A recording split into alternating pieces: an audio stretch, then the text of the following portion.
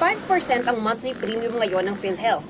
Kaya halimbawa, kung kumikita ng 10,000 pesos kada buwan ng isang direct contributor, 500 pesos ang kanyang monthly contribution. Ang sabi ngayon ng PhilHealth, irerekomenda na nila kay Pangulong Bongbong Marcos na babaan ang kontribusyon ng mga miyembro nito.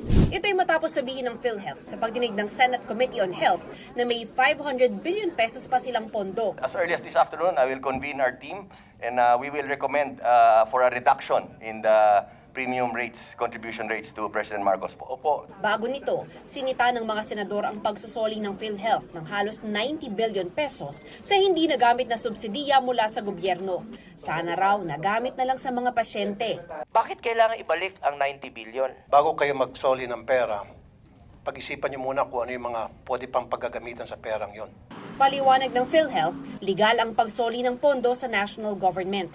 Hindi rin daw ito kinuha sa kontribusyon ng members. It doesn't mean na dahil nawala yung 90 billion, mawawala ng pera yung PhilHealth. Ba't hindi niyo po gamitin yung pondo ninyo sa mga mahirap, sa mga pasyenteng naghihingalo, para hindi po masama na walisin ng Department of Finance yung pera ninyo? We are very, very aggressively enhancing all of our benefit packages, no?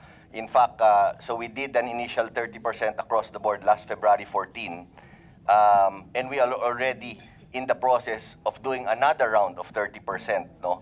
So talagang tuloy-tuloy po. Humarap din sa pagdinig si Finance Secretary Ralph Recto. Sumang-ayon daw ang GCG at OGCC na legal ito at hindi sakop ng bawal galawing pondo alinsunod sa Universal Healthcare Act. Hindi rin daw totoong ilalagay sa Maharlika Investment Fund ang pera, kundi sa unprogrammed appropriations o yung mga proyekto ng gobyernong wala pang tukoy na source of funding. To fund the unprogrammed appropriations, Congress determined that there is another way aside from new taxes as well as debts. At ito ay sa pamamagitan ng pagkolekta sa mga natutulog at hindi nagagamit na pera ng GOCCs na binabayaran pa natin ng interes. Pero ang ilang doktor, nakiusap pa rin na huwag bawasan ng pondo para sa kalusugan. Kami po ang nilalapitan nila, kami po ang katabi nila sa pagdudusa.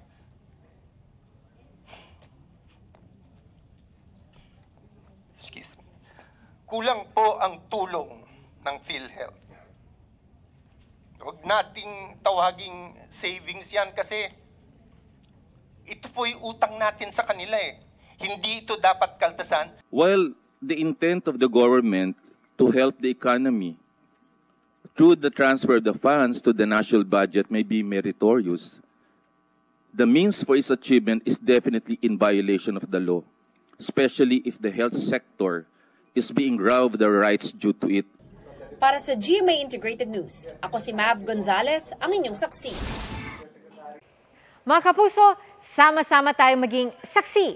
Mag-subscribe sa GMA Integrated News sa YouTube at para sa mga kapuso abroad, samahan niyo kami sa GMA Pinoy TV at sa www.gmanews.tv.